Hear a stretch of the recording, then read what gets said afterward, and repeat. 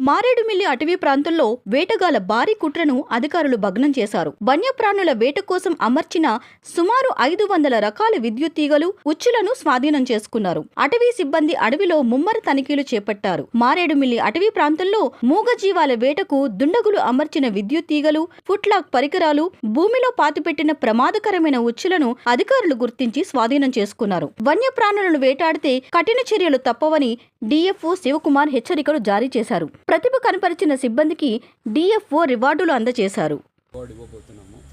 So వీళ్ళందరూ మన watchers, helpers, base camp helpers and Animal trackers and my range officer FRO Maredumilli వీళ్ళందరి combined effort వల్ల ఈరోజు మనం ఇంత ఉచ్చుల్ని తీయగలిగాము. సో దీనివల్ల ఎంతో వైల్డ్ లైఫ్ అనేది, అడవి జంతువుల ప్రాణం అనేది మనం రక్షించామని చెప్పుకోగలము.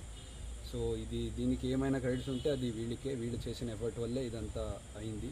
సో వచ్చే రోజులు కూడా వాళ్ళు ఇంకా ఎక్కువ తీస్తారు, ఇంకా ఎక్స్ట్రా ఎఫర్ట్ పెట్టి వాళ్ళ సేఫ్టీని కూడా వాళ్ళు గమనించుకొని చేస్తారని నేను చెప్పబోతున్నాను. అట్ ద సేమ్ టైం ఎవరైనా చూస్తున్న వాళ్ళు ఎవరైనా ఆడియన్స్కి మనం తరఫు నుంచి, ఫారెస్ట్ డిపార్ట్మెంట్ నుంచి తరఫు నుంచి మెసేజ్ ఏంటంటే, సో ఇప్పుడు మారేడుమిల్లి అనేది ఒక పాపులర్ టూరిస్ట్ డెస్టినేషన్గా మారింది.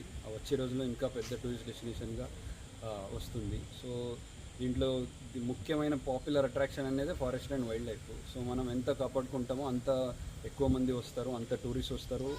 దానివల్ల అంత లోకల్ ఎకనామీ బూస్ట్ అవుతుంది. దాన్ని స్టాప్ చేయండి. దీనివల్ల ఫారెస్ట్ కూడా బాగుంటుంది, వైల్డ్ లైఫ్ నంబర్స్ కూడా ఎక్కువ అవుతుంది అండ్ దీనివల్ల మీకే ఉపయోగం అవుతుంది.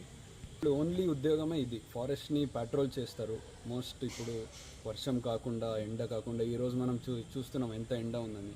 సో ఈ హ్యూమిడిటీ అండ్ హీట్ వల్ల 44-45 డిగ్రీ దాకా కూడా టెంపరేచర్ ఉంది.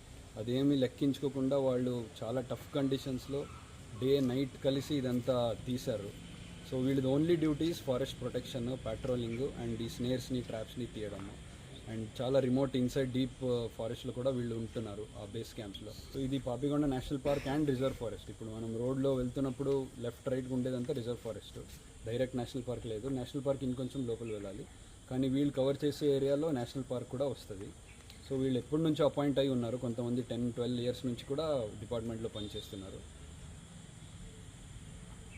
జాగ్రత్తగా ఉండమని మనం చెప్పాము, వాళ్ళకి హెచ్చరిక అనేది ఉంటుంది.